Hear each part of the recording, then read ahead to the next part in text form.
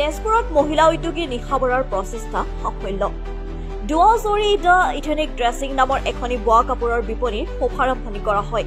শোণিতপুৰ জিলা তেজপুৰৰ ঐতিহ্যমণ্ডিত কেতেকীবাৰী স্থিত এখনি দুৱাজৰি নামৰ প্ৰতিষ্ঠানটিৰ শুভাৰম্ভণি কৰা হয় আৰু শুভ উদ্বোধন কৰে জিলা পৰিষদৰ বিষয়া কৰবীকৰণ শইকীয়া ডাঙৰীয়ানীয়ে।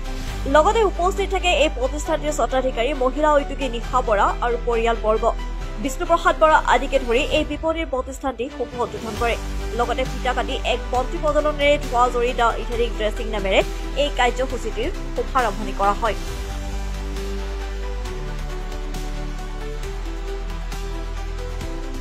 আত্মসহায়ক গোটৰ লগত জড়িত হৈ থকা সেই উদ্দেশ্যক আগত ৰাখি আজি কেতেকীবাৰী তেজপুৰৰ কেতেকীবাৰীত মই এখন চাদৰ মেখেলাৰ বিপণী আৰম্ভ কৰিবলৈ শুভাৰম্ভ কৰিছোঁ। গতিকে গোটেই সকলো ৰাইজৰ সহায় সহযোগিতা তথা তেজপুৰীয়া ৰাইজৰ আশীৰ্বাদ কামনা কৰিলোঁ।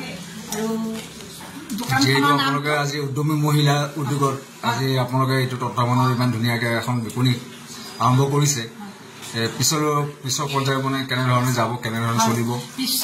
পিছৰ পৰ্যায়লৈ আমি আজি আৰম্ভ কৰিছোঁ। গতিকে পিছৰ পৰ্যায়লৈ মই আগুৱাই নিম বুলি মানে আশা ৰাখিছোঁ, ওলাই আহিছোঁ আৰু আশা ৰাখিছোঁ মানে কৰিব পাৰিম বুলি মানে দৃঢ় বিশ্বাস এটা আছে। সেই উদ্দেশ্যে আগত লৈ পেলাই ওলাই আহিছোঁ আৰু সকলো ৰাইজৰ তেজপুৰীয়া ৰাইজৰ সহায় সহযোগিতা কামনা কৰিছোঁ। লগতে নামটো মোৰ দোকানখনৰ নামটো কৈ দিওঁ। দোকানখনৰ নামটো হৈছে দুৱাজৰি। দুৱাজৰি আমাৰ অসমীয়াৰ মানে তাঁতশালৰ লগত জড়িত, দুৱাজৰি সাজপাৰৰ লগত জড়িত। গতিকে সেই নামটোৰ ওপৰত ভিত্তি কৰি পেলাই মই দোকানখন আৰম্ভ কৰিছোঁ।